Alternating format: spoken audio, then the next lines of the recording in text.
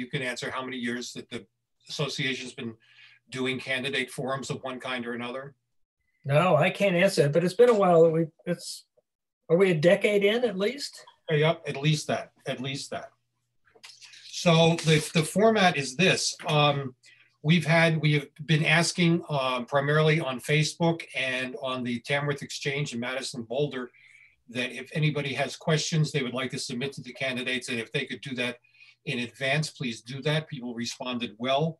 If during the course of the event a question comes to mind, please submit it using the chat function. And if we can get to that, because we've got quite a few questions, if we can get to your question, we will certainly attempt to do that. We're going to go at random through the candidates. It is a little odd kind of having everybody on screen instead of your smiling faces gathered together. But we're going to start with, I'm going to ask each candidate to give an introduction of themselves, why it is that you're running for the office that you're running for. And please try and do that in not over 2 minutes. Let's start with the Executive Council candidates and Mike Cryans. If we could start with you, please, a little intro and why you're doing this. Sure. Hi, my name is Mike Cryans, and I'm from Hanover, a few miles away from Carroll County. I have thoroughly enjoyed serving as the Executive Counselor for District 1, which is comprised of 109 towns and 4 cities. And it was for that reason, because I've enjoyed it so much, and it's been a wonderful, satisfying thing to help people, that I have decided that I wanted to run for re-election. The position is one of those positions many people have no idea what the Executive Council does. In fact, the first time I ran, somebody said, "Do you want to be like Ray Burton and go to all those parades?" I envy the day now that we could go to a parade because of what we're going through. And that reminds me of how this job has changed. When I first took it on, it was mainly to go around to the many towns and see what they had for issues and concerns. And then all of a sudden the COVID hit. And then when that hit, we were sort of sheltered in place, responding to people that were unemployed, people whose businesses were going down the tubes, people that were struggling. And for all those reasons, and that helping constituent service, I said to myself, this is the best job to have, and I want to run for re-election. So having said that, I will be out campaigning for the next 2 weeks like everyone else, working hard for your vote. And I know many have voted already. In fact, the other day I went to the grocery store and obviously in my hometown here, and so many people come and said, "I've already voted for you." And it used to be at this time, people would be saying, "I'll be voting for you in 2 weeks." If you have an absentee ballot, and I guess that's my final request, if you have an absentee ballot, please get it in. Because last week they had 179,000 requests for ballots and only 79,000 have been returned. So I would encourage everyone to get their absentees in. So I look forward to the evening, and thank you, George, for giving me a chance to introduce myself.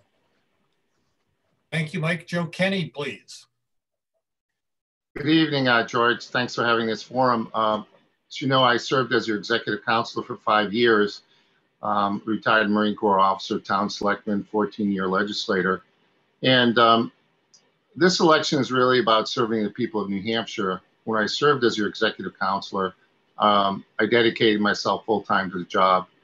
However, the last 2 years, I've been informed that Mr. Cryans never attended any state budget hearing meetings. The critical process in state government for your elected Executive Council to advocate for the district on road projects, healthcare, education, environmental contracts. Mr. Cryans talks about constituent service, but I kind of chuckle because over the last 2 years, what have I been doing but doing constituent service, getting several calls every week. I'm happy to do it, and I've helped out a lot of people over that time period. And I did that, anytime someone asked me. I think we need to treat this job as a full-time job. I think it's slipped back into a part-time job, much like into a retirement position. And I think you really need to have that experience in state government to really understand inner workings and how to help people. When I first got elected, I continued Ray Burton's legacy through the internship program for college students so they could firsthand see what it means to be in public service and to help people. Mr. Cryans got elected 2 years ago. He basically eliminated this program, which had been running for 40 years. We need to reinstitute this program. We need an executive council that isn't going to engage in Washington-style politics, as we saw with the Gordon MacDonald vote when he rejected his confirmation. As a result, we've had an empty slot in the state Supreme Court position during a pandemic.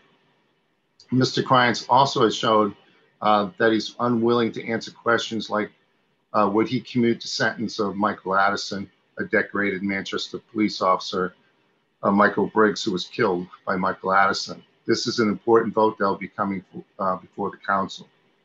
Lastly, okay, you're over time. So lastly, Mr. Cryans has abstained on a lot of many critical votes, such as the Pam Smart commutation hearing and the David Mara Hillsborough County Attorney vote, which in essence has he's said that in the case of the Pam Smart vote, that he had no opinion either way on the vote. And lastly, the other vote, he made no comment. I just want to tell people, Ray Burton, there's no issue too hot to handle. And if I'm elected to the Executive Council, I will be a full-time Executive Council and be a strong voice for the people of District 1. Thank you. On to the state Senate candidates. Teresa Swanner, can we start with you, please?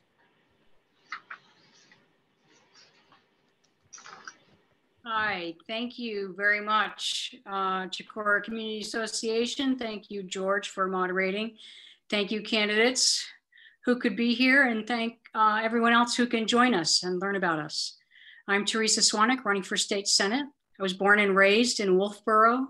My grandfather owned the Wolfboro hardware store when we were growing up. My mother was a school teacher. I attended UNH, from where I would drive my very first car with my books all the way up to the shore of Lake Chocorua to study my psychology and social work classes. I attended law school out west before settling back in Carroll County over 20 years ago. I've been elected trustee of trust funds for my little town of Effingham, and I chair the planning and zoning boards. Formerly, I was on the select board. Professionally, I consult on land conservation projects, preserving working forests and family farms and local agriculture, many projects that I've consulted on here in Tamworth. COVID, I feel, has opened our eyes to what is needed for hardworking families. I support a viable paid family leave program so you don't lose your job if you get sick or, like my sister, slip and break your ankle. I support a living wage, at least $10 an hour, like the states around us, so that we don't keep hemorrhaging workers to other states and keep our competitive edge. I also support universal broadband to every single household. I believe it's essential service for health access, for education parity, and small business support. I'm for legal, regulated, taxed cannabis. I believe with the revenues that could come from this, we are losing right now to the states that all around us have already done this, including Canada, not to mention saving the costs of policing, prosecuting, jailing, et cetera. I also support fair education funding to relieve unfair burdens on property tax payers. I'm glad to be here. Look forward to the conversation. Thank you very much. Thank you, Teresa. Jeb Bradley, please. Good evening, everybody. I'm Jeb Bradley, and it's a pleasure to be here, and thank you, George. I grew up working in my parents' hardware store. I've owned my own natural food store and been a painting contractor. I have 4 wonderful kids, although they live elsewhere. My wonderful bride, Karen, and I love to hike in the White Mountains, and we love our garden, and George officiated our wedding in our garden a couple of years ago. It's always been an honor to have served the good people of New Hampshire in the New Hampshire House, in Congress, where I led efforts to improve veterans' health care, to create a wilderness designation in the White Mountains, and to preserve 5,000 jobs at the Portsmouth Naval Shipyard. It's really been an honor to have served in the state Senate, where I led efforts to provide Medicaid expansion for more resources for mental health, for substance abuse, and for the agency that deals with child abuse and neglect. In the past session, Senator Susie and I worked to pull together a lot of legislation during the pandemic.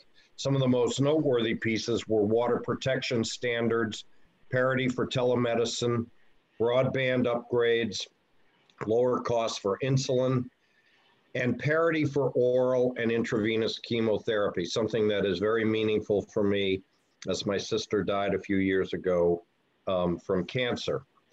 So if I'm fortunate enough to be reelected in 2021, I just want to touch on what my priorities would be. Obviously, we have to deal with the impact of COVID-19 and make sure that people are safe. We also need to develop a budget that meets the needs of New Hampshire without a sales tax or an income tax. We need to work with small businesses to get people back to work safely. We need to make advances on healthcare that involves protecting pre-existing conditions and more work to lower drugs. I believe we absolutely have to fund charter schools as well as public schools, support law enforcement, and I know that I will work with Carroll County Broadband to expand broadband throughout the rural areas of New Hampshire. I'm proud to have been honored by the Nature Conservancy, the Humane Society, the American Cancer Society, the New Hampshire Dental Society for my bipartisan work, and I look forward to continuing that. I ask for your vote. You can go to my website, jebforstatesenate.com. Thank you, George. Thank you. Let's go now to the candidates for Carroll County Representative serving District 7, affectionately known as the Floterial District. And Norman Tregenza, if we could start with you. Norm. Sure. Can you hear me okay? Fantastically. Oh, good. Okay. Well, I am Norman Tregenza. I'm one of the candidates for Carroll County District 7, the northern 10 towns of the county. And the number one function, of course, of anyone who serves in the state legislature is constituent service. And it would be really an honor to help any citizen in the Mount Washington Valley with whatever problem they may need. I've lived and worked in or represented 9 out of the 10 towns in the district. Only Hart's location have I never lived, worked, or represented in the past. And I've been on nearly every road in Albany and Madison and extensively all over Freedom and Tamworth. So I love America. I love New Hampshire, our history, the Constitution, and the Mount Washington Valley. And I just want to keep New Hampshire the same, okay? I'm running because I was asked to, and I'm happy to do it. I'd love to do it, and I just want to keep New Hampshire the same. I'm a veteran of the Armed Forces of the United States. I've worked in many schools and restaurants around the Mount Washington Valley in the 10-town district here. I've been a volunteer with the Silver Lake Association of Madison to protect and maintain our water quality. I've been a member of the Green Mountain Conservation Group for years. I'm not currently a member there, but I have been through the years. And there are certain issues that just are really important. Number one is infrastructure. Okay, we've got to keep our roads, our bridges, and that includes broadband as well. We've got to keep everything in great order so that people can get here to the valley and so that they can prosper and have a good time while they're here.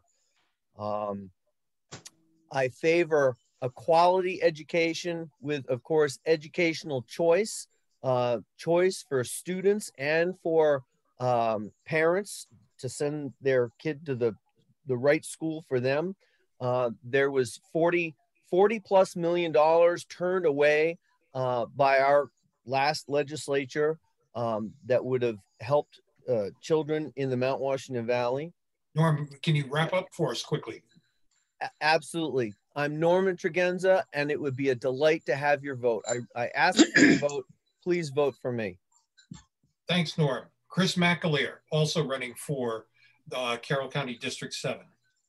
Thank you very much, George. Just a little bit of my background.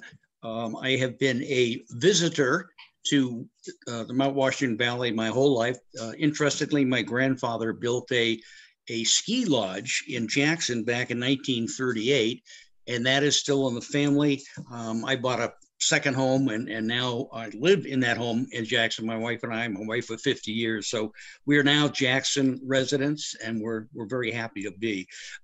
My background, I have a background in financial services. I think that's helped me in what we did with the trust funds in Jackson. I'm a trustee of the trust funds, the treasurer, and we went out when it was available to get a little bit more aggressive in your investing. We hired an outside manager, and we have absolutely turned the returns around, and the ease of doing business. The whole function is much better off. I'm also on the board of directors. I think my impact in New Hampshire really goes a little further back. My kids were very involved in ski racing, and that's really what brought me to New Hampshire. I'm just very interested in the ski industry itself and in racing. I was board of trustees of New Hampshire Alpine Racing Association, among other things. What I think I would bring, by the way, I have sent out a mailing to virtually every person in District 7. I hope they read my position piece and a little bit of my background. Also, Norman and I believe it was last Tuesday, we answered some questions from the League of Women Voters. And so those are my positions. I hope you've read them. I think what I bring to the table is a very comprehensive background in a lot of different subjects, most likely or most importantly in financial matters. I think if elected, I could use my background to the benefit of the people of New Hampshire. And I hope that I can have your vote. I appreciate it very much. Thank you. Thank you very much. Let's go to the race now for Carroll County District 3. And as I pointed out, one of the those running for one of the two seats, Nicole Nordland, could not be with us tonight. She is working. But let's begin. We do have the three other candidates here. And Susan Ticehurst, can we start with you, please? Sure. Thank you, George. I want to thank you and the Chocorua Community Association for this opportunity. I know that before I had my political awakening, I really depended on these forums to help me get to know the candidates. When I first ran for state representative in 2012, I could only promise that as an ordinary person, I'd work for fair, responsible, and open government, and I kept that promise. To me, fair means treating all people impartially, while recognizing that people in different circumstances may require different solutions. Responsible means considering the consequences for legislative actions, including impacts on state, local, and personal well-being. And open means defending the public's right to know what the government is doing on their behalf. So now, as an experienced representative, I have the skills that I've gained to critically evaluate the hundreds of bills that are presented each year. I listen objectively and empathetically, not only to expert lobbyists, but also to individuals whose lives are directly impacted by proposed legislation. I speak up regardless of whether it goes against the prevailing side of the debate or the party, and I know that one can be direct without being mean. There are three approaches that allow us to meet our critical needs successfully. One, recognize that each policy is connected to others. For example, climate, health, and equity are becoming crucially interdependent. Two, balance costs and benefits across multiple settings. For example, what is personal liberty for one may mean the opposition of another. Or health benefits may come at a financial cost. And three, looking for underlying values that both parties share in common. Among the policy areas we share concern about are jobs in the economy, education, healthcare, safety, and justice. And I really hope there's an opportunity tonight to go into the specifics of those policy areas. I hope to continue my work on Health, Human Services, and Elderly Affairs Committee. People ask us to prevent and alleviate suffering, often hearing firsthand accounts. And I'd love to go into the details of the examples of those particular issues.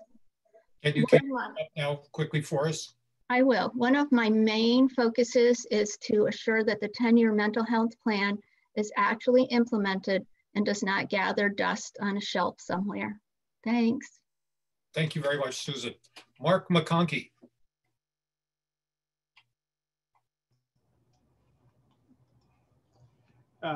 Good evening, George. I'm Mark McConkey. I hail from Freedom, and I am a fortunate man. Carol and I have been married for 40 years, and we are blessed to have raised our 3 children here in New Hampshire. And I'm pleased to say they live here locally, and I'm lucky to interact with my 2 grandchildren nearly every day. Professionally, I'm a septic designer and a citizen land planner.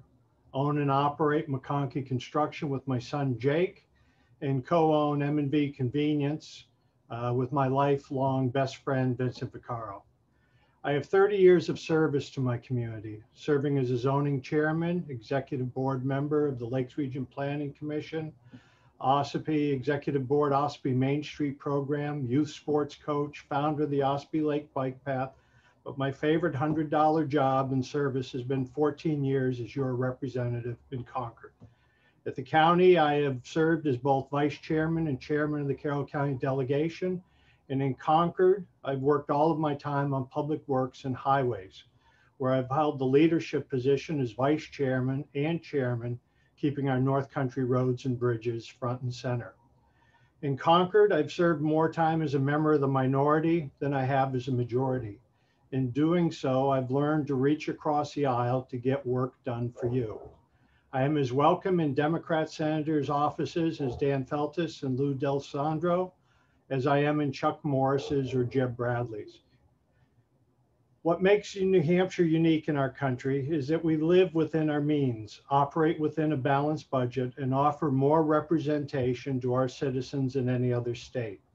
I have never voted for a sales or income tax, believe in personal responsibility, small government, law and order, and believe school funding should follow the student.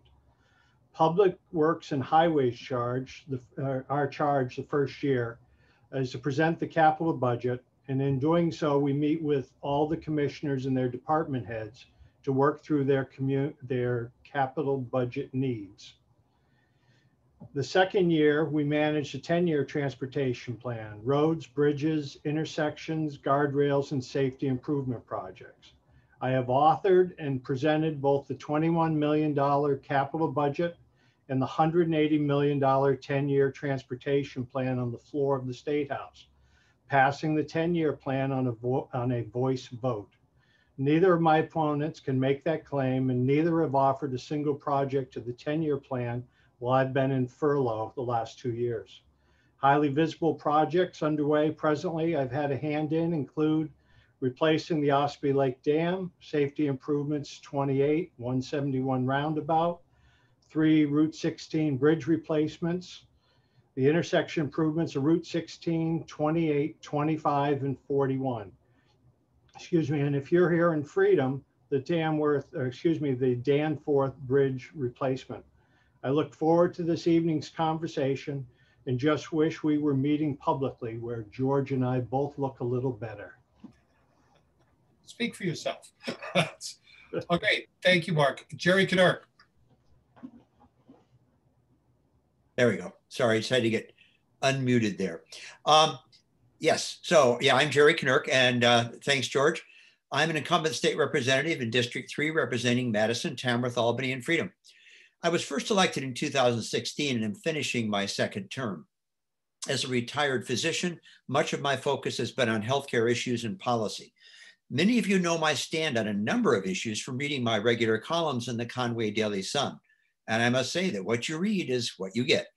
In addition to serving on the House Health, Human Services, and Elderly Affairs Committee, I've been appointed to several commissions studying public health and healthcare issues. Currently, I serve as the chair of the New Hampshire Therapeutic Cannabis Medical Oversight Board, the vice chair of the State Health Improvement Plan Advisory Council, and on the medical advisory group of the COVID Alliance Senior Support Team, working to assist long-term care facilities during COVID-19. I've been a member of the Carroll County Broadband Committee from its inception.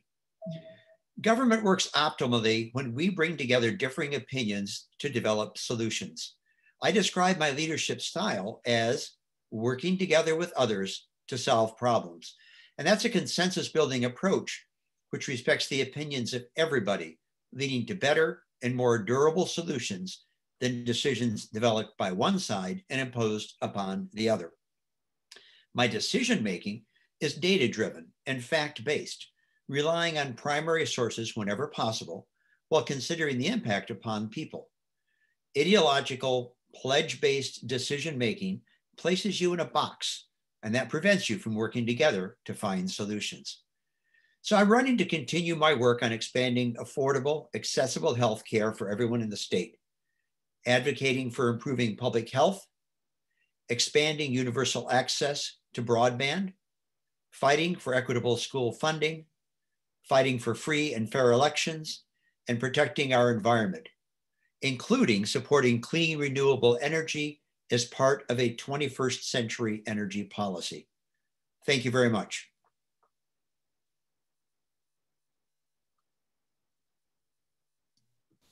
Thank you, Jerry. Okay, let's go to the candidates now for Carroll County Commissioner in the 2nd District, and Bob Pustell. Bob, am I getting you pronouncing your name correctly? I don't, oh. Boy, you picked a good time to like, to run out. All right, then Kimberly, let's start with you, if we could, please. And your 2 minutes and let her rip. Thank you, George. I'm Kim Tassari. I'm from Ossipee currently. I grew up in Carroll County, have been a lifelong resident as far as I can remember. When I was a child, my mom worked for Huggins, and I used to ride on the Huggins float every year. It was an honor. I had my own opportunity to work for the hospital when I was putting myself through law school. I was a phlebotomist, and that's how I achieved that. I'm also a UNH graduate. Go Cats. I know that Ms. Swanick was as well. And then I attended law school in Massachusetts.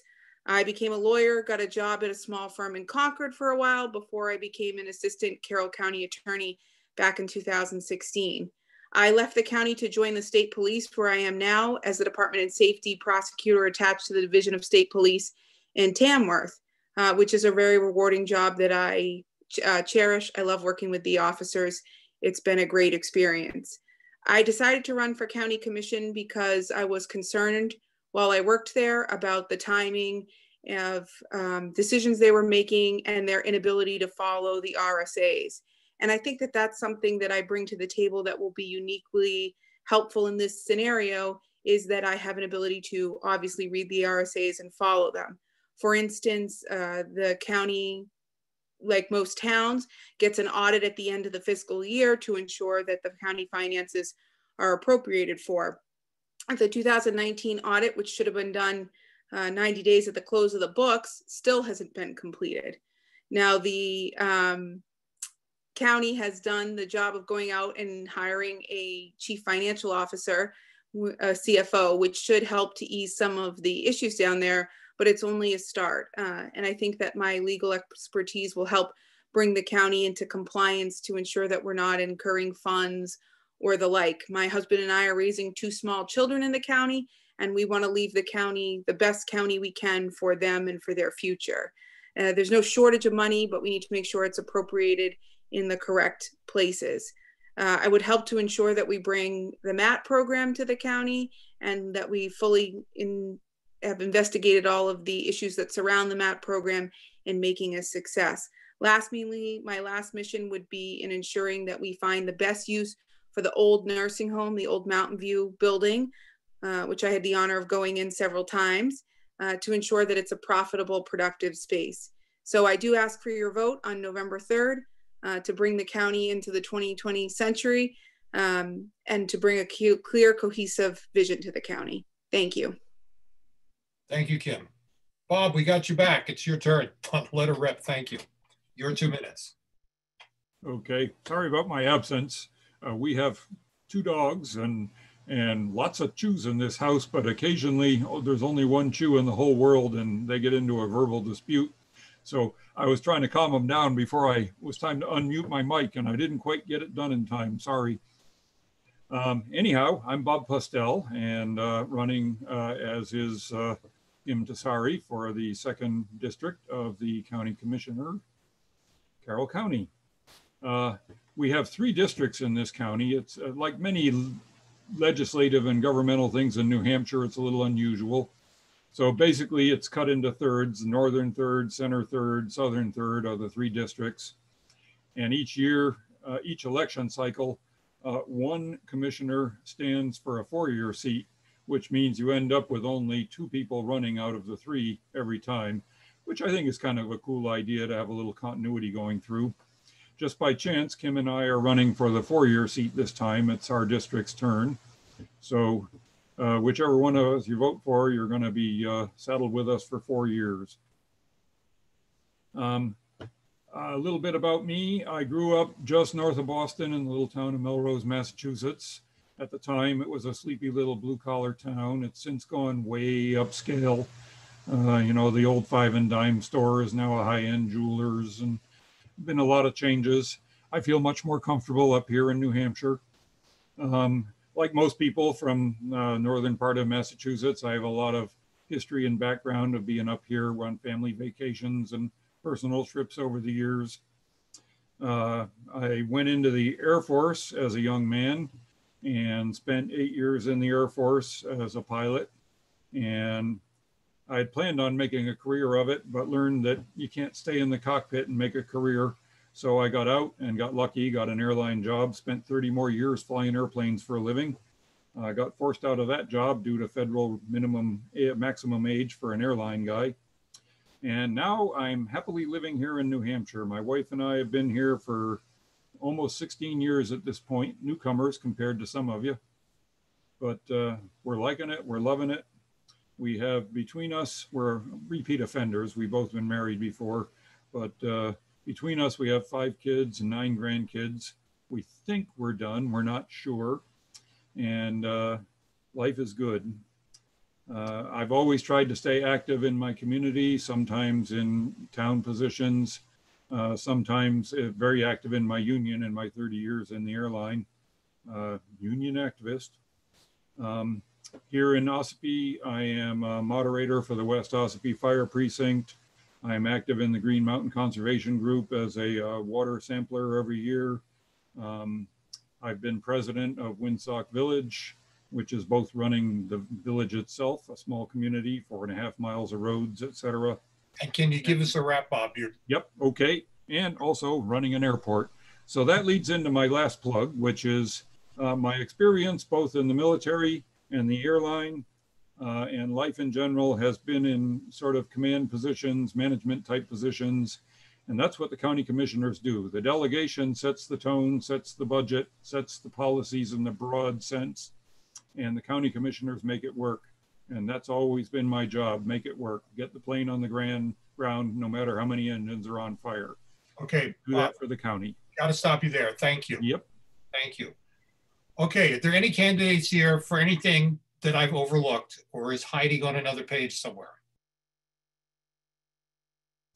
Hearing none, we're going to get into the questions now. I want to remind everybody that this is being recorded. So if you're someplace you're not supposed to be and you're on video, maybe you want to quickly change your name or something. It will be, the video will be made available on the Cook Memorial Library website. And also the Chocorua Community Association will have a link on their website so that you can watch this again. But it's just, that's sort of for convenience for people that wanted to tune in and couldn't, and for those of you who just want to lull yourself to sleep listening to yourself respond to questions. So, okay. Let us start with a question for our legislative candidates. And let's start with Mark. The question is, Do you believe that access to the internet is a right? Thank you, George. First off, not having internet or cell phone access cuts the rate of your home if you go to sell by 20%. I have worked in the past and will work again to provide more internet for more people, especially in our area. I don't know about it being a right. It's something we need to pay for, but I wholeheartedly will work to do everything I can to bring more service to more people and good service than what we have now, George. Okay, thank you. Susan Ticehurst, your answer, please. Thank you, George. And I think we're going to make history here. I do agree with Representative McConkey, former Representative McConkey. I really haven't defined whether or not I believe it's a right, but I do believe that it's essential. It's essential now, and it will be essential more so in the future. It's essential for education. It's essential for business. It's essential for gaining knowledge that's crucial for health and many other aspects of life. And it's just, I'm sorry, I've run out of words, so I'll stop right there. Okay, thank you, Susan. Jerry Knurk.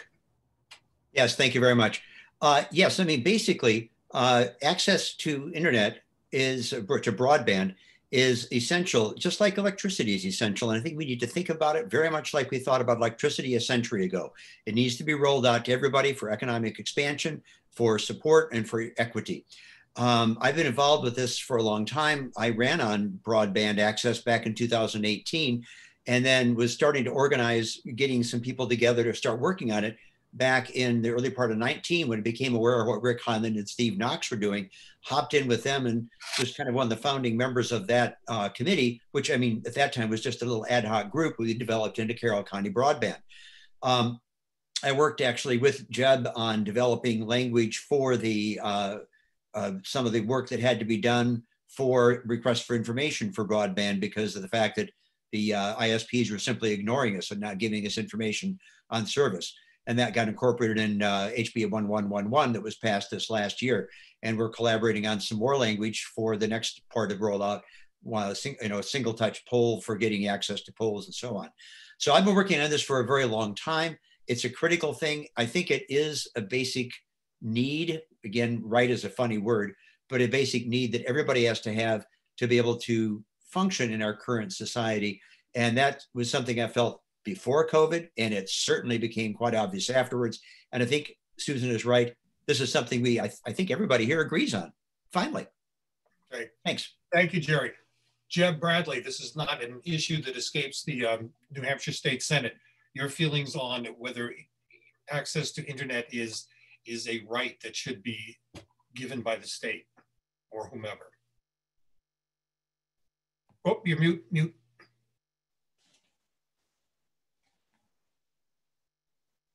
Sorry, am I here now? You're there. I think I agree with what everybody else has said so far. It's absolutely essential that we have expanded access to broadband in all areas of New Hampshire, but in particular our rural areas. What's different about broadband is we're not dealing with regulated monopolies as we did with electricity or telephone deployment 100 years ago. We're dealing with private companies that contract with towns. And so it's a very different dynamic that we have. And so I think that while this is very bipartisan, what we're talking about, and I think we all agree, let me also talk about what I've done, and I think more importantly, what I hope to do next year. We worked collaboratively on House Bill 1111. That was one of the bills I negotiated with Senator Soucy that incorporated the things that Jerry touched on, but also telecommunication districts, which will allow public-private partnerships better than what we have. And so what I hope to do next year is sort of expand upon what the governor proposed with CARES Fund, but use state funds and hopefully more federal funds to partner with the telecommunication providers in a matching grant program that would encourage that last connection into people's homes in rural areas. If we don't bring more of a public-private partnership, more dollars, the profit motive of these companies, unless they become regulated monopolies, which I don't think is a good idea. We have a regulated monopoly in electricity, and we have the highest electric rates in the nation. So we need to get a public-private partnership. We need more money, and I am going to be proposing legislation that uses state funds, hopefully partnering with federal funds and municipal, county, or communication district funds to be able to deploy that infrastructure. It's absolutely essential, and I think this is the best way to do it.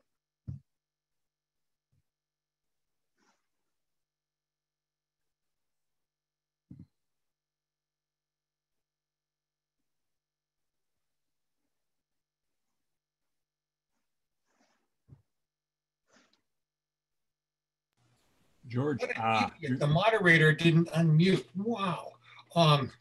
Norm, I'm sorry. Norm, your response to the question regarding is internet a right? And you need to unmute.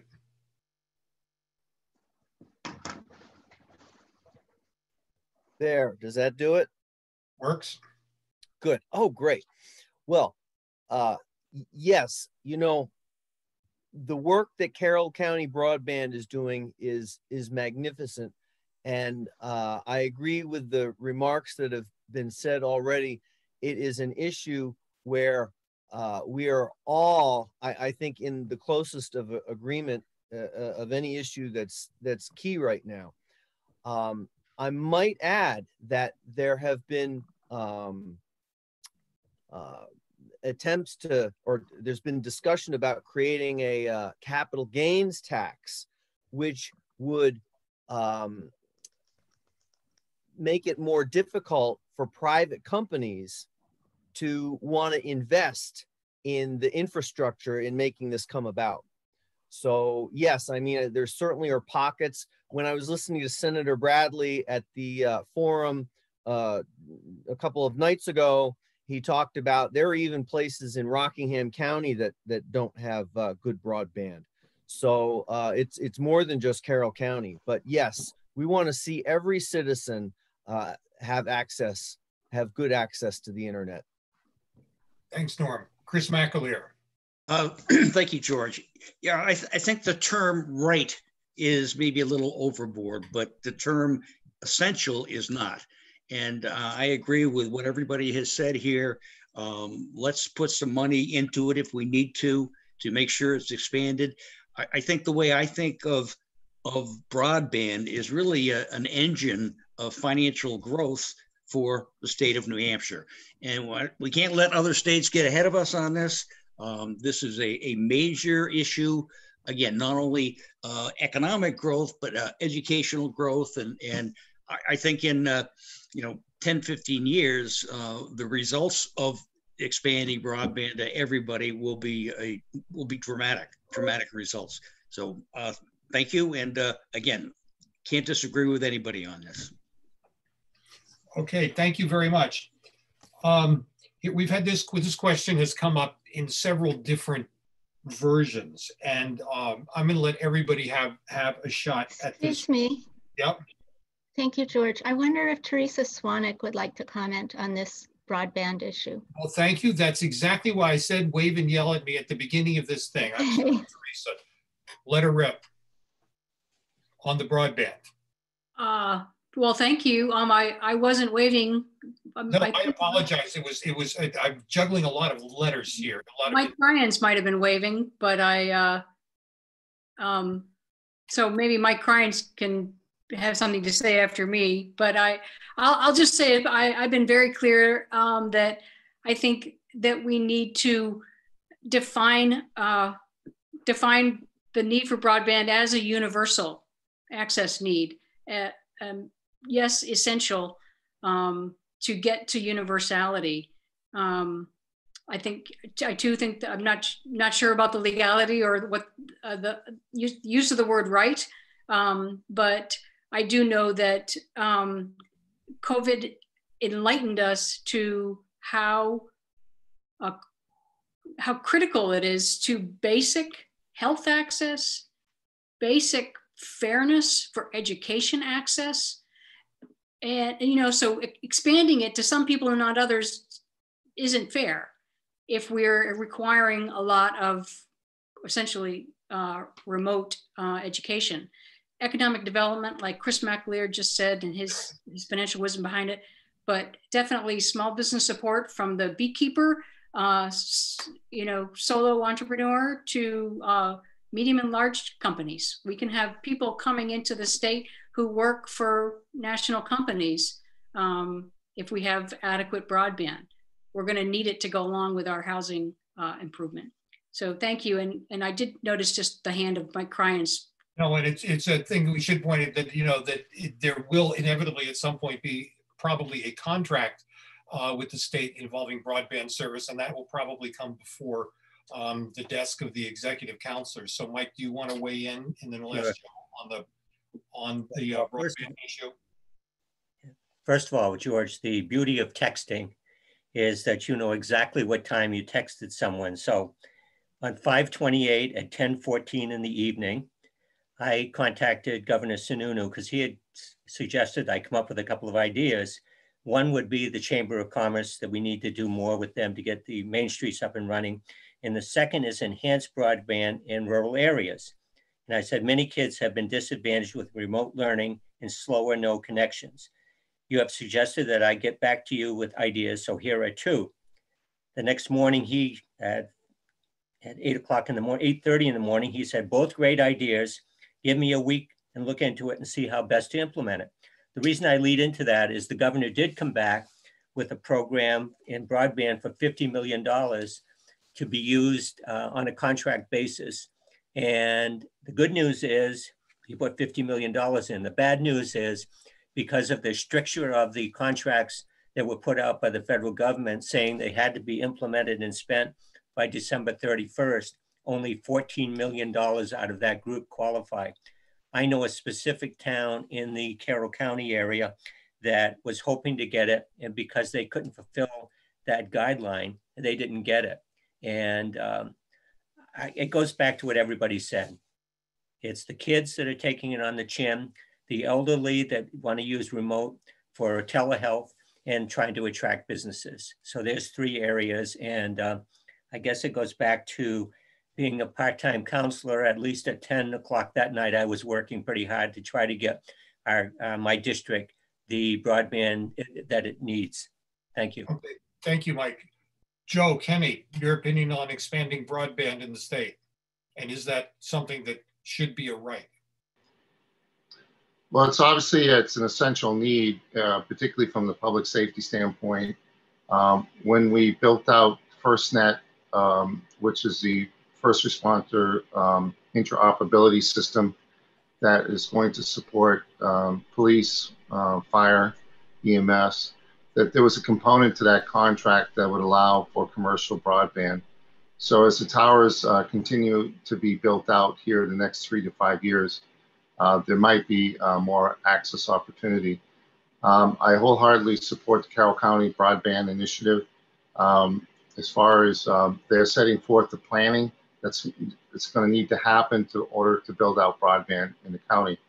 Having said that, I've had many discussions over the last several weeks with the governor, different events that we've attended, and the $50 million through the CARES Act, many communities applied for it. Some were shut out, and some actually received the funding. However, they weren't able to implement the project in time. They weren't able to get their requests for proposals out. They weren't able to spend the money before December 31st. What the governor has indicated to me is that he would like to work after the election, assuming that he's reelected. We'd like to work with the federal delegation to extend the timeline for communities to apply for this CARES Act. So in other words, he's going to ask the executive branch, the White House, to see if that funding can be further extended into the new year. Because communities, particularly in the southern part of the district, Bristol, I can think of Plainsfield, some of them, wanted to apply, but got shut out because of the shortness of the funding. And even our own Carroll County was confronted with that as well, with the Broadband Coalition not being able to spend the money in time. So I wholeheartedly support broadband expansion. Okay, thank you, Joe. We've got to move on to another question now. And this is going to go to everybody. What strategies and skills do you have that would help you work across the aisle or work with colleagues who hold different viewpoints? And Bob, let's start with you if we could, please, because this applies, like I said, at every level we've got represented here. Well, as I alluded to in my intro, I think my background would help a lot with that. In the various union and local positions, lots of working across either a figurative or a literal aisle, lots of trying to make it work with people of, to say the least, multiple viewpoints and opinions.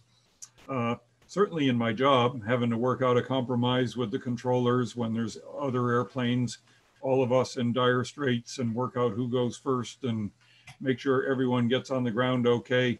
It's sometimes a very delicate balancing act.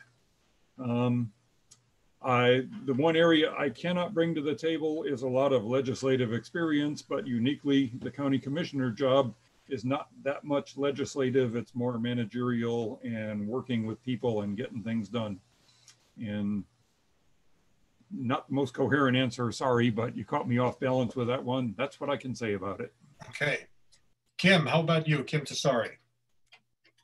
Thank you, George. Well, uniquely as a prosecutor, every day, all day, the other side is someone who wants the exact opposite resolution that I do. So all day I'm tasked with talking to other attorneys that I may or may not disagree with to find a common ground. So I think that my skills as an attorney will be particularly helpful in this area as I broker deals all day. And then if a deal can't be made, I'm in trial where there's a different viewpoint. So I think that that will make me a unique fit for that. I would also say that while a lot of the commission's job is managerial in nature, what's gotten them into trouble recently is not following the RSAs.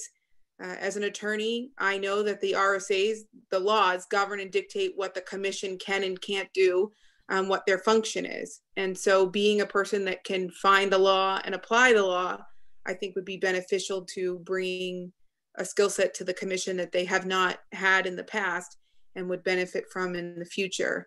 I would also just say that as a parent, I'm often a referee between differing viewpoints here at the house. And I think that multitasking as a parent is a skill that has uniquely prepared me to manage everything. And I promise the Carroll County residents I will give it everything I've got. Okay, thank you, Kim. Jerry Knurk.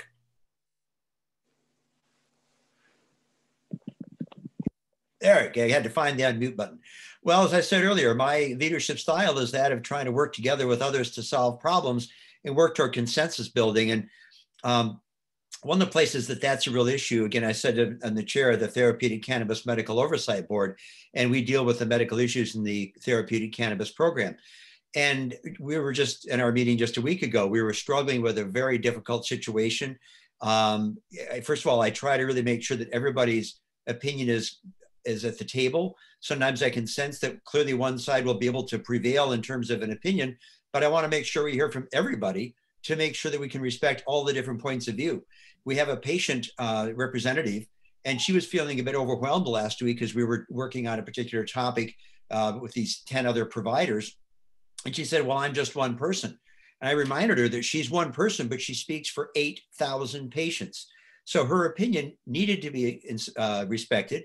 It needed to be incorporated into what everybody else was thinking to make sure that we were taking all points of view into account.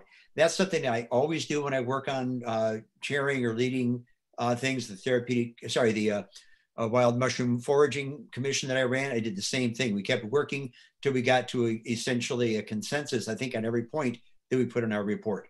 So it's something I like to do. I actually have a lot of fun in our committee sitting next to one of the very conservative Republicans, and we kid each other and give each other a hard time, and then we turn around and co-sponsor some amendments that sort to the bill when we were expanding, doing the Medicaid expansion reauthorization. At the end of the hearing in the House, Bill Marsh and Jess Edwards and I sat down and quickly worked together to develop a whole series of amendments. So I was working with a very conservative Republican, a moderate Republican, and a Democrat. And then we came up with those and worked on them. So it's something I do a lot, and I enjoy doing. It's a very important point to listen to the other side. They're working to the same goal. They just might have a different approach, and that's fine. Thanks. Thank you. Mark McConkey, working across the aisle in a positive manner. I love the question, George. My mom taught me when I was young that if you want to be accepted in a group, you need to listen more than you talk. I approached my first term in 2002 at the State House with the exact same thing. Listening in my committee before I started voicing opinion, and also sponsoring a ton of bills.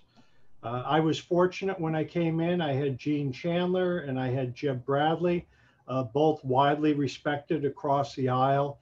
And so that gave me a place to start.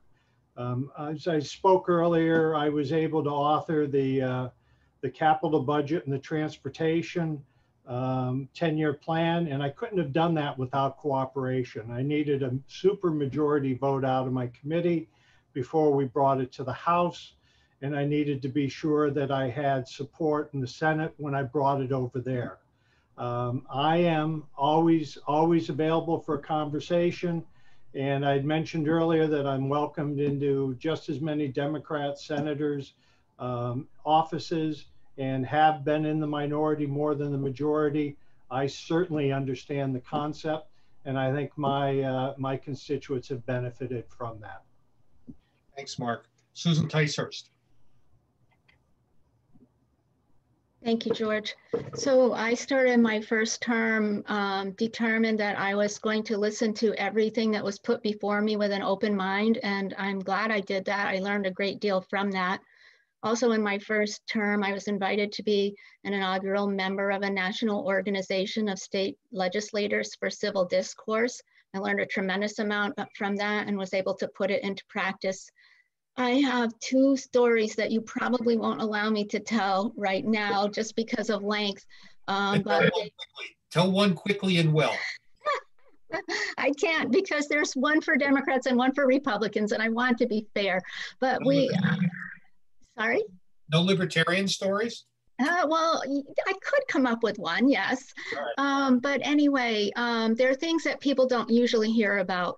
So one was about the issue, Democrat, about the issue of having a conversation about gun rights that was truly a model for empathetic listening and listening to learn, and a very non-confrontational manner. And the other was a Republican who was struggling with transgender rights, which were something that he was not initially comfortable with, and we all together as a group helped him to be comfortable with. Also was chair of a subcommittee where one side felt that if the other side won, the people they represented would literally die, and the other side felt if the other side won, the people they represented would literally die. And we were able to work with them to come up with a compromise so that everybody could feel safe and live. And I think that does it. Okay, thank you. Chris McAleer. Thank you, George.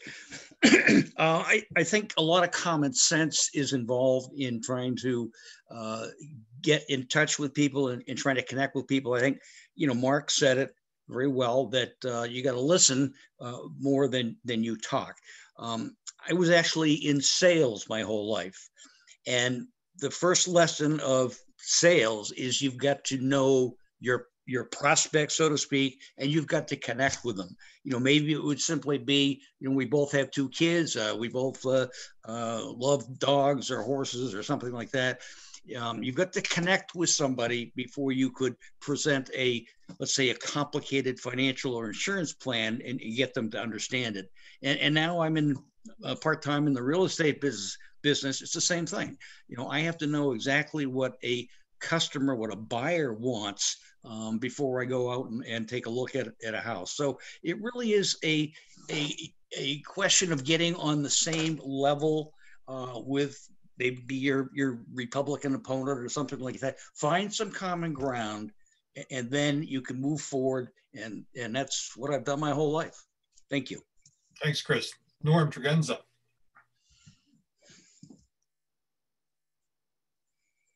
Yes, well, I talk with everyone. I've worked in a lot of restaurants. It's fun. I do like to talk with people that I don't necessarily agree with, and you just work with the people that are given to you to work with. Every citizen should be heard and should be listened to, and I did actually serve in the legislature about 9 or 10 years ago. And I came in when the other party was in distinct minority. In fact, I was on the Judiciary Committee. There were only 4 members of the other party. And a very wise gentleman said to me, he said, Norm, we've got to listen to these people and get them involved. And I think we did. And they could have just been ignored because the votes were on the committee to overrun them on anything. But there was an effort made so that they were involved in negotiating on the bills. So that's what you do, and you make it fun, and humor can help. Okay, thanks, Norm. State Senate candidates, Teresa Swanick, what about working across the aisle with others? Well, let's see. I grew up in a family of 8. So with 6 siblings, I learned a lot of compromise. And my mother had been a nun before she married. So we also learned how to be kind to each other. I don't have the advantage of already having served many years with literal aisles. I can say I a little bit bristle at partisanship generally. I've been a registered Republican. I've been an independent. I've now registered Democrat. I'm more focused on just meeting people where they're at. And, I lead I've been involved in so much municipal work. We're not party-based in our town. So I've been elected to a number of positions for a number of years that I just am skilled at leading and facilitating and bridging differences and forging compromises. So I would expect to be able to do that in Concord and have the greatest respect for those that are doing it now. Thanks. And Jeb Bradley. Mute.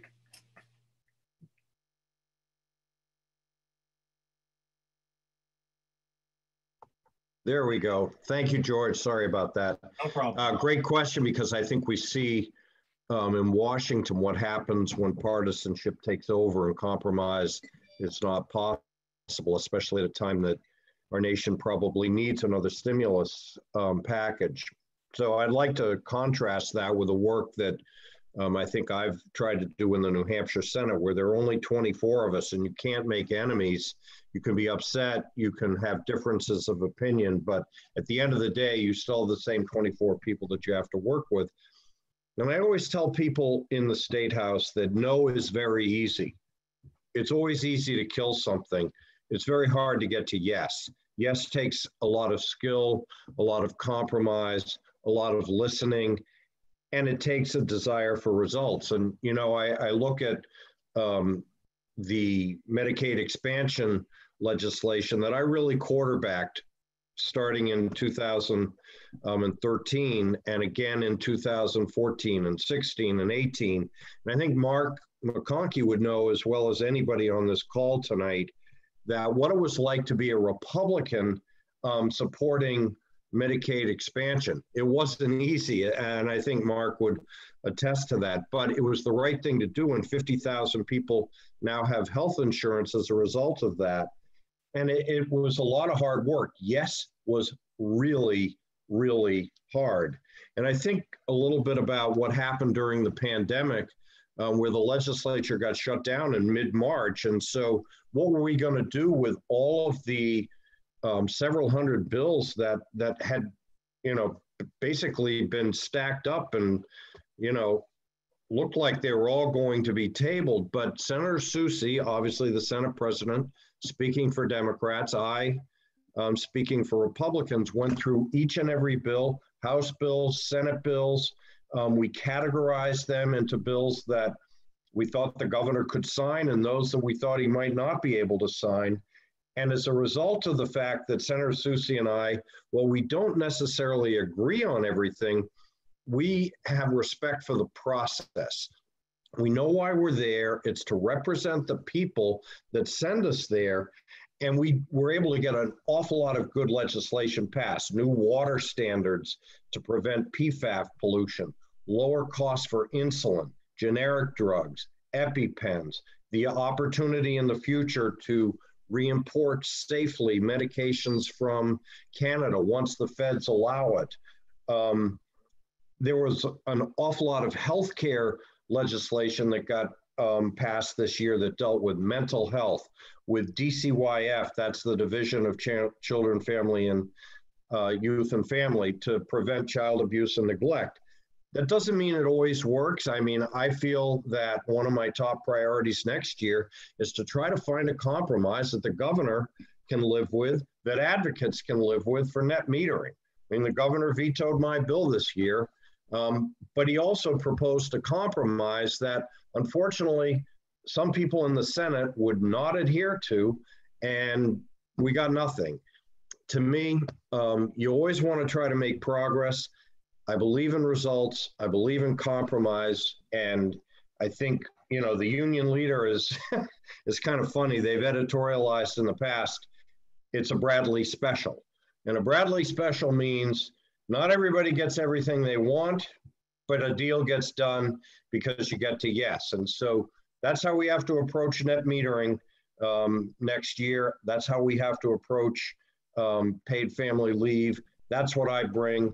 And I think Medicaid expansion is the example of when you work together. And I spent hours and hours with Feltz, with Morse, with Rosenwald, and Jeff Myers, the Commissioner of Health and Human Services in 2018. And it wasn't easy, but we negotiated something.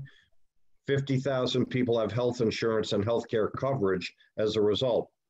Okay, thank you, Jeff. Question for the county commissioner candidates. Bob Pustell, let's begin with you. What would you do with the county farm property? Excellent question. It's a magnificent property. I am not a farmer myself, but I've been told by several friends who are that it's probably the best farming land in the county. And we are lucky enough to have it in the people's hands. And right now, the county is mainly making hay with it, literally. Matter of fact, they just got a new baler. I'm told they're doing very well and bringing in some money to help support the operation. I would like to see the farm become more, as it used to be, a farm that produces foodstuffs and would be able to help provide a considerable portion of the food needed for the nursing home facility, for the jail, possibly for sale to the general public. But I think between our various facilities, we could probably eat it all in-house. But it would, number one, provide an excellent source of good quality food. And number two, make use of a wonderful asset, good soil, good farm, good location. We have a good director there at the farm. Let's turn him loose and see what we can do with it. Okay, Kim Tassari, the county farm. Yes, thank you, George. So the county farm, I think is really special. We don't have only a few counties in the state that have a county farm, so it's really a nice thing to have for our citizens. My fear is that the county farm will not be able to survive if it doesn't become self-sustainable. So I would like to look into the possibilities of what we can do with it, what it can be. I know that the Boy Scouts have a lease of for blueberries. I myself have gone to the county farm and picked blueberries. It's a great experience. You can bring the kids. So I'd like to honor that tradition to the Boy Scouts, and I'd like to revitalize the property and make it self-sustainable so that the farm is something we could really have for a long time. I believe that there's a movement in the country for farm to table food. So a food source, if that's what would be most profitable, I would do that. I also believe there are lots of things that could make the farm profitable. So that's what I would do with the farm property. Thank you, George. Okay, thank you, Kim. While we're sort of talking about farms, here's a question that, New Hampshire is well known as the state that built itself on sin tax some years ago. Cigarette stores very close to the border, and now liquor stores on the interstate, the first state lottery and that kind of thing. And I doubt if there's anybody that's on the fence about this of our candidates this evening, but what is your stance on the legalization of marijuana for cannabis, is what it's called now, cannabis for recreational use? Let's start with the executive councilor candidates. Joe Kenney, if you want to take that one first. And your mute button is still on, Joe.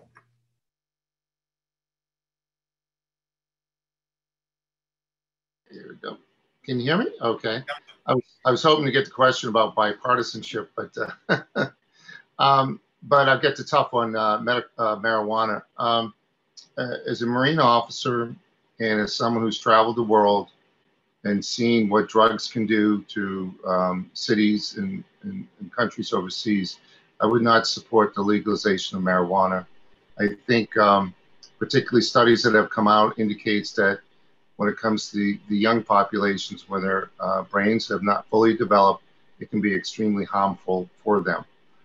There are some folks that suggest it should be legalized, regulated, and taxed, but I would be against that, because suddenly, once you regulate it, control it, and tax it, and then it's priced out of the working class element, suddenly there will be an underground that will be created. So you'll have legalized marijuana usage, but you'll still continue to have illegalized or illegal use with an underground system.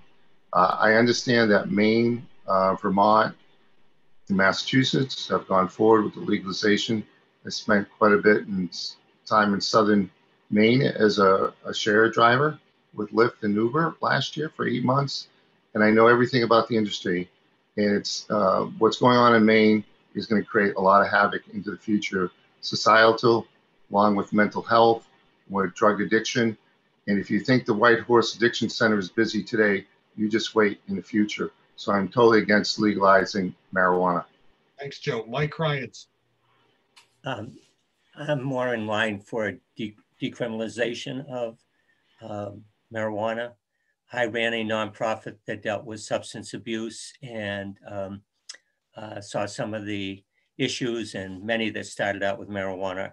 I think we should start with decriminalization and see how that goes. Our county jails, and mainly the county jails, are filled with a number of people that are dealing with small amounts of marijuana and getting put in jail. And I think it's a waste of taxpayer money. So that's the route I would take at this time. State Senate candidates. Jeb Bradley, start with you, please.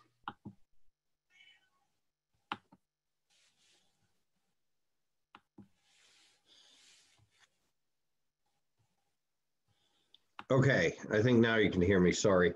Like a lot of other people, I think my position on marijuana has evolved.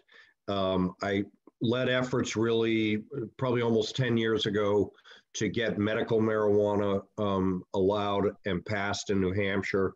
I also worked with the governor's office and negotiated the agreement, I believe it was in the 2017 session, that actually did decriminalize possession of marijuana up to 3/4 of an ounce. And I think that that's a reasonable place to be at this point. I chaired a legislative committee of House and Senators called for by Governor Hassan in 2016 at the height of the heroin and fentanyl crisis, which really has gone on unabated for several years. And the pain inflicted by heroin and fentanyl is very significant. And I think that before we contemplate expanding and legalizing drugs, marijuana in particular, even though all the states around us have done it, I want to see more data. Data from states like Washington and Colorado that have legalized marijuana for recreational purposes in the past. What has it done to road safety? I think there's some concerning trends there. What has it done to a number of other things that, you know, would lead for caution, especially in the midst of a mental health and heroin and fentanyl crisis? I don't think we're ready for legalization yet. I think we have gotten to a good compromise on decriminalization. I have kids. I remember what it was like. I don't think that you should have marijuana convictions on your record for small amounts of marijuana. But at the same time, I don't think that we should be encouraging drug dealing and gateway drugs that there's just, I'm not sure that there's enough known about the impact of it. And the last thing I would say, if we think that, you know, decriminalizing or recreational use of marijuana is going to be a bonanza, you know, for the state treasury, I don't think that other states, when you add in all of the societal costs of recreational marijuana, would find it as big a bonanza as they thought. Okay, thank you, Jeff. Teresa Swanek.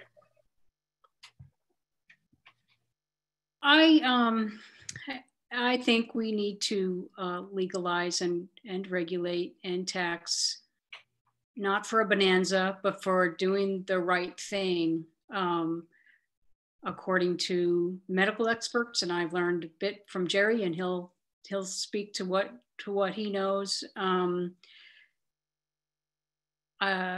Police who've spending a lot of their time, like Consular Cryans is saying, you know, we have a lot of people in our jails. It takes a lot of our time for amounts that are not a problem. I'm also open to the data and the research from the places that have already done it, like has been mentioned, every state around us and Canada above us, in addition to other states. So I would like to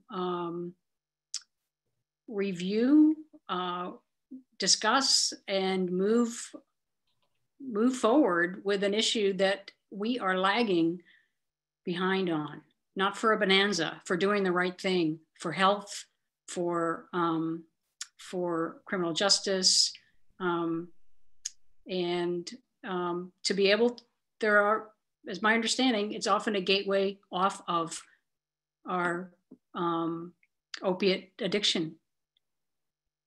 So for folks, there are many layers to it, and I'm all for proceeding systematically, reviewing what's out there, discussing especially with our neighbors who are already going through this, and proceeding in a way that's best for the citizens of New Hampshire. Thank you. It would not be for children. Thank you. District 7 rep candidates. Chris McAleer, starting with you, please. I'm not a big fan of marijuana. However, as far as legalization goes, I think we've crossed that bridge. I think it's time. If you take a consensus of voters in New Hampshire, I think you'll see that a majority favors the regulation, taxation, and legalization of marijuana. And so, again, with all the states around us having done it, I think we're in a very awkward position. Again, not a fan of marijuana, but if that's what the general public wants, I think we have an obligation to follow through on that. Thank you. Thanks, Chris. Norm Turgenza. Well, as Senator Bradley said, he's been learning about this and studying this issue and evolving his position. And, you know, my mind is open to a certain extent in some respects, not on legalization, but on decriminalization to an extent. In fact, I even voted, if I recall correctly, during that one legislative session that I served back in 2011 and 12, we voted to decriminalize having an ounce on person, I believe, in a vehicle, if I recall correctly. But I want to make it clear from the start. This is, you know, marijuana is not a great thing for young minds. I think that people can very much damage themselves for life with the use of this drug and other drugs. And at the same time, the Constitution really, from the perspective of somebody who would be a lawmaker really doesn't have the power, or shouldn't have the power, to say what people can do in their own homes, on their own property, on their own time. So it's none of our business from that perspective. So, you know, I would approach this subject with every attempt to learn and be fully educated, and I would move slowly. And I guess I've said enough on that. Okay. Thank you, Norm. To District 3 reps, Mark McConkey, could we start with you, please, on decriminalization or legalization of recreational cannabis? Thank you for the question. Evolve's a good word. If you took me back in 2002, my answer would be no to anything we're talking about. But over time, I have supported medical marijuana. I have seen the issue of having a record and have supported decriminalization of small amounts. Young or old, if you know me, I'm not the guy that's going to lead the charge for decriminalization. I'm not a smoke 'em if you got 'em guy.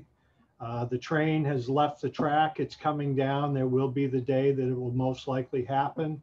If you're a one issue person, then don't count on Mark for that vote.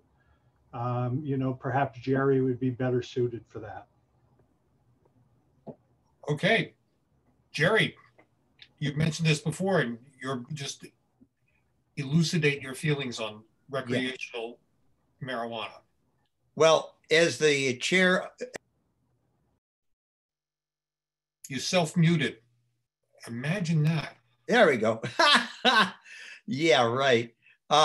Well, as the chair of the Therapeutic Cannabis Medical Oversight Board, I do know a lot about cannabis, and cannabis is already there and being used. We are not discussing whether it's good for you. We're talking about whether it should be legal. Alcohol isn't good for you either, and we saw that prohibition didn't really work out all that well 100 years ago. Last year, I sponsored HB 1663 to legalize cannabis with expungement of past convictions, but without commercialization, allowing no advertising. The market's already there. You don't need advertising. Cannabis legalization really is a couple of things. It's a social justice issue. We know that the incarceration rate for Blacks is about 4 times that for whites for the exact same possession offense. And that conviction will go on to haunt you for the rest of your life, with the losing ability to get student loans or public housing or job opportunities for something you did when you were 18. It's also a public health issue. And this is where my background in therapeutic cannabis comes in, because having a regulated market would be excellent, because it would allow us to regulate the product to be sure it's tested for contaminants and labeled with concentration, so people really know what they're getting, just like we do in therapeutic cannabis. There's no mold, there's no pesticides, there's no heavy metals, and you know what the concentration is. And the bill I had would have it sold in the liquor stores, because they already have the framework there for security and for selling something which is one of the sin taxes. But in any case, I'm not so worried about what the taxation is. I look at it more as a social justice issue and a public health issue. And so I do support it. Thank you. Thanks, Jerry. Susan Ticehurst. Thank you, George. So a lot has been said already, so I'll just quickly say that there is a whole continuum on this subject as far as my beliefs go. At the very beginning of it, I am very much a proponent for therapeutic cannabis. I work very hard for that. I believe it's a libertarian issue. I also believe that it's a personal, a right to choose one's own personal health care issue. On the other end, complete legalization with and using it as a means of raising revenue for the state, I have a problem with.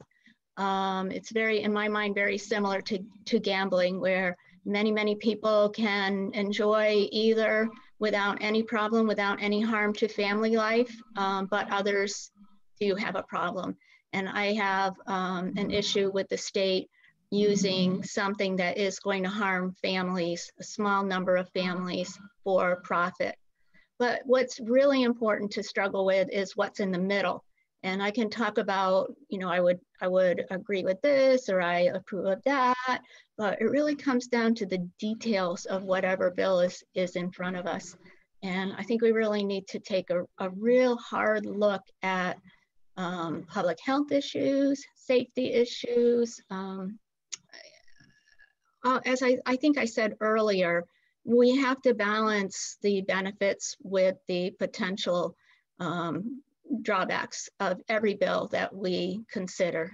And this is certainly one that's not an easy situation.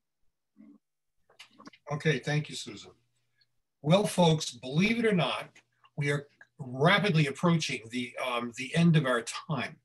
So what I'm going to ask folks to do right now is to please give you, the candidates, to give us a no more than 1 minute, no more than 60 seconds, kind of wrap up and why we should vote for you for whatever office you may happen to be running for. And let us start with our county commissioners. And Kim Tesari, why don't we start with you with a wrap up? Thank you, George. So in closing, I would make one last plea to the constituents of Carroll County to vote for me for county commissioner. I would urge you to seek me out. You can find me at kimtesari.com. You can find me in Ospey, or you can call me at 603-340-1465. I would ask that you vote for me because I think I can bring a new bipartisan approach to the commission, and I think we can really vitalize the county and move it forward and preserve it for our children and our citizens. I'm a dedicated public servant, and I believe that that's what I can bring to the county. And so it is for that reason that I would ask for your vote on November 3rd for county commissioner. Again, I would welcome the chance to talk to any person about any questions or concerns they may have. Thank you, George, and thank you for having this and hosting it and having me tonight. Thank you. Thank you. Pustell. Well, like Kim, I'd like to thank you all, not only you, George, and the association that you're speaking for, but also all the other candidates that are here. You know, we have various approaches to various issues, but it's all good people that are wanting to do something good for their fellow citizens and for our state and our county. And so thank you all. It's an honor to be part of this group. I bring a lot of good life experience. I bring dedication and enthusiasm. If I am honored to be elected into the position, I do my best to do right by everyone involved and take what is already a reasonably good county operation and make it even better. The one, I think, striking difference between myself and Kim is I have the luxury of being comfortably retired. I'm no longer raising children and I'm no longer going to routine work. So that would give me a lot more time to dedicate to the project. But we're all good people here and good luck to us all. Thank you. Thanks, Bob. Let's go to our District 3 House Representative races. And Mark McConkey, can we begin with you?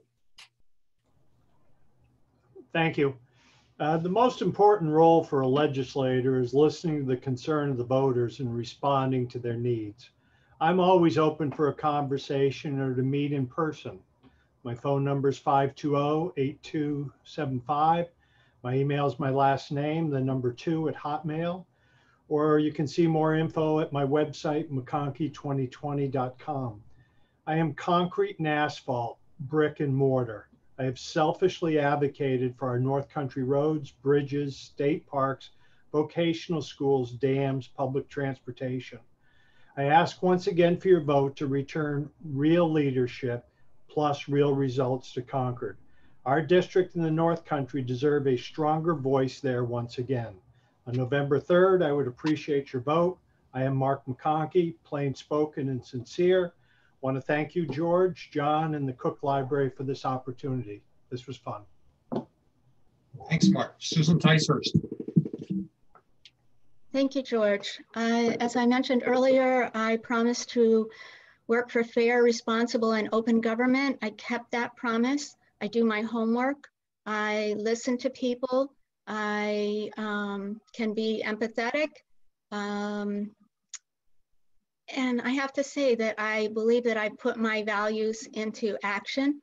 There are a lot of words that we hear tossed around during campaigns that are a little bit hard to substantiate in real life, but I believe that I have the experience to actually serve honorably, and it would be my pleasure to continue to do so. Thank you.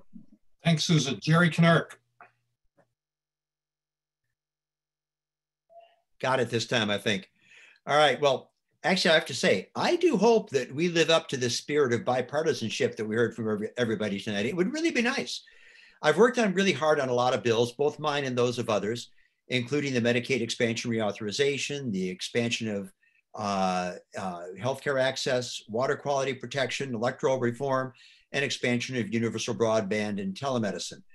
And my experience has taught me how to bring together the various stakeholders to work out concerns before we even file the bill.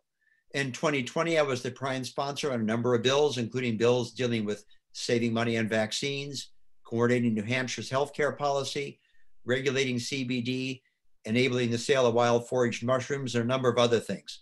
I bring some important experience, expertise, and skills to our committee, and our committee really has a very significant role in New Hampshire, impacting a large portion of the state budget and dealing with many important issues in the health and well-being of all of our citizens. In the last week or so, I've been meeting again with DHHS and with the insurers on this vaccine bill that I've filed for next year. Again, working behind the scenes to get this thing buffed up before we even bring it out to the committee, before we even get the bill filed, so we can try to have a good bill that'll work well. So I really would like to continue working for all the citizens in New Hampshire, and so I'd appreciate your vote. And thank you very much. Thank you, Jerry. Let's go now to District 7, known as the Floterial District. And Norm Turgenza, could we start with you, please? And the mute button. Thank you. Absolutely. It's wonderful to be here. Thank you, John and George. I love New Hampshire. I want to keep New Hampshire special. I want to keep it the same. That means no sales tax, no income tax, no capital gains tax, no taxes on skiing, lift tickets, other recreation. Means not expanding the rooms and meals taxes to the campgrounds, of which Tamworth has 7 campgrounds and so many others throughout the district. We just need to keep New Hampshire the same. My number is 733-6736. I welcome any call or inquiry. I ask for your vote. Thank you very much. Thanks, Norm. Chris McAleer. Thank you, George. I think what I bring to the table, again, I think I've said it, is some common sense, some real common sense. I've got a broad background in a lot of different subjects, and again, including finance, et cetera, et cetera. So I think I have a lot to add. But one of the things that I would really work on, as we know, there's been a ton of acrimony in all over the place from the top down. And I think I could make my little pledge for what little I can do to end that kind of I don't know what the division, etc. So again, my little place, if elected, I hope I can at least do that there. So yes, I would very much like your vote, and I would also like you to vote for Republicans, excuse me, Democrats right from the top down. That's my wish. Thank you very much. I appreciate the time. Okay, thanks, Chris. Let's go to New Hampshire State Senate. Jeb Bradley, if we could start with you for your wrap up.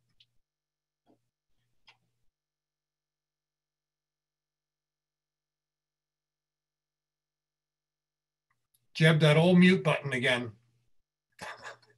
We got to regulate a mute button, you guys. You got to find out how we're going to, get mute button implants and have insurance pay for it.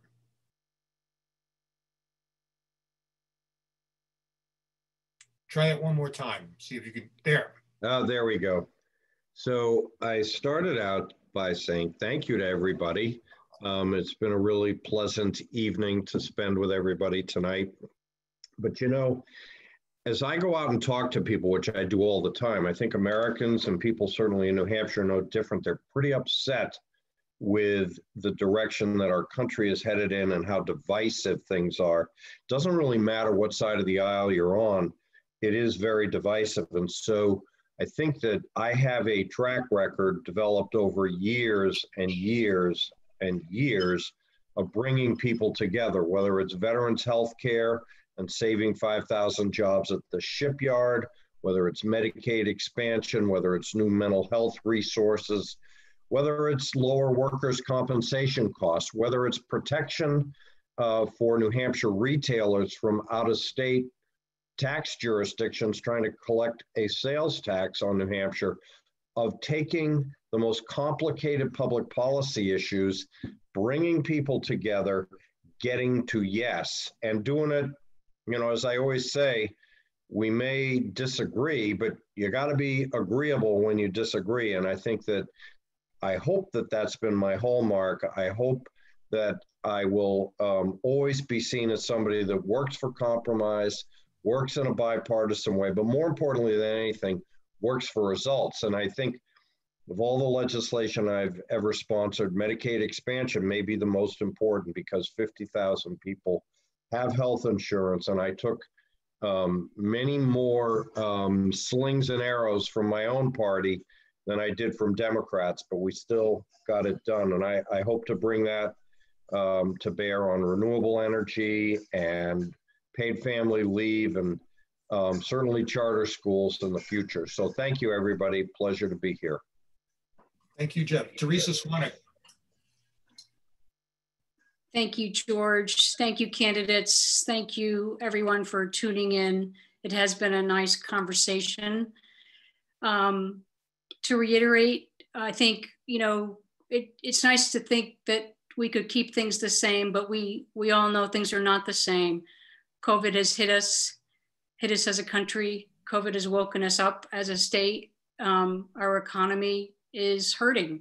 And so I think some urgent ways to address that is following through with a paid family medical leave bill, is supporting raising the minimum wage to at least $10 so that we are not hemorrhaging workers to other states and we can keep New Hampshire competitive.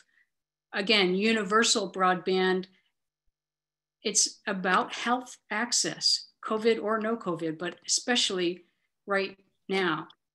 It's about education parity. It's about economic development all across the entrepreneurial spectrum. I also support the legal regulated tax cannabis with careful deliberation and fair education funding. If you want someone to represent the hardworking families of this district, help me with my middle class values and my Carroll County roots better serve you. I ask for your vote. You can go to teresaswanek.com to learn a little bit about me or to reach me. I appreciate all the emails I've received and the discussions that happen offline. Happy to continue to do that. Thank you very much. Let's go to the Executive Council District 1 race. Mike Cryans, if we could start with you. Sure. Well, first of all, thank you, Mary, John, and George. It's been a great evening, and to all the candidates and those people turning in. 2 years ago, if I'd have told you that we were going to go from unemployment of 500 people in a week to 119,000 in 4 weeks, people would have thought you were crazy. None of us know what's ahead of us. And it's nice to sort of lay out a plan and say, this is what we're going to do. But life has changed so much. And, you know, we all have a wish to see some more normalcy in our lives. I guess all I can promise is that I will do the best I can each and every day. I have never thought of myself as part-time in anything. If I can make it till the last day of this year, I'll have run every day in the last 10 years. So I have a strong commitment, dedication, perseverance, and persistence. So somebody might say I'm part-time, but I've never thought of myself as part-time. And I think when I pull in the driveway many nights at 10 o'clock, my wife certainly doesn't think I'm part-time. So having said all that, all I can promise you is I will do the best I can. And I ask for your vote on November 3rd. And again, if you're voting by absentee, please make an effort to get it in as soon as possible. There are just too many absentee ballots that have not been turned in, and we will help the towns facilitate and get that done quickly. So again, thank you for everyone. It's been a lot of fun, and I've enjoyed seeing your cat, George, and mine has left me for a dinner bowl. So thank you. What if I told you I don't have any cats? And Joe Kenney.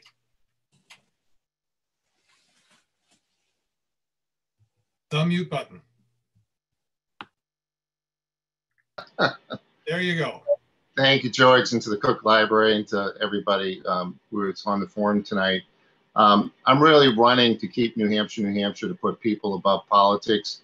I'm proud to have the endorsement of the governor and that we're going to work with the people in the district to get things done.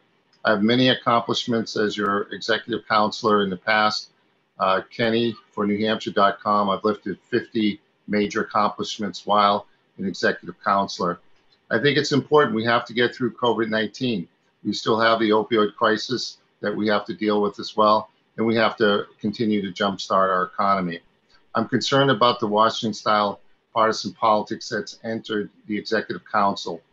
We have a state Supreme Court justice position that has been vacant for over a year. We saw a commissioner of education that was denied a pay raise simply because he was a Republican. We've seen other cases on the council where the governor has not been able to work with the council. When we talk about bipartisan, my dad was a long life Democrat. My mother shifted to become a Republican. I've always worked with independents, Democrats, Republicans to get the job done. And I'm hoping for your vote. And I think if we all come together, we'll make Carroll County that special place that it's always been. Thank you, George. Joe, thank you very much. Did I miss anyone? Okay, well, on behalf of the Chocorua Community Association, want to thank all the candidates for taking the time out to be with us tonight. I know you all are doing an awful lot of these, and we really appreciate you making time for our special one that we have here from the CCA. Huge thank you to Mary Cronin at the Cook Memorial Library for being our tech goddess. I got to tell you, one thing that COVID has proven, I think, to a lot of people is that there is no way our libraries ever go out of date. And that between, I've worked with a number of libraries on a number of projects, and they know the answers. They're still, librarians are still human Google. So we really appreciate that. And to all of you who watched and who are going to be watching this as we're recording it, thank you all very much for being here tonight. And we couldn't get to all the questions. We appreciate you sending in all the questions you did. And again, the recording of the event, so you can tell your friends, will be on the Cook Library website, and it will YouTube channel. And there'll also be a link from the Chocorua website, which is, John, what is the address for the Chocorua Community Association website? The website is just chocoruanh.com. There you go. pretty easy to remember. If you can spell Chocorua. If you can spell Chocorua, right. I think we even have some news outlets in the state who have trouble with that. So I hope you all have a wonderful warm night. I know it's raining in some parts of the district, so everybody please be safe. Don't forget to vote, and thank you again for coming. Thank you, George. Good night, all. Thanks, George. Thank you for plugging libraries. My wife, the chairman of the Hossby Library Board, appreciates it. And thank you, Kim, for your child. It was great having that distraction. Yes, I will second that. Delightful. I miss my kids.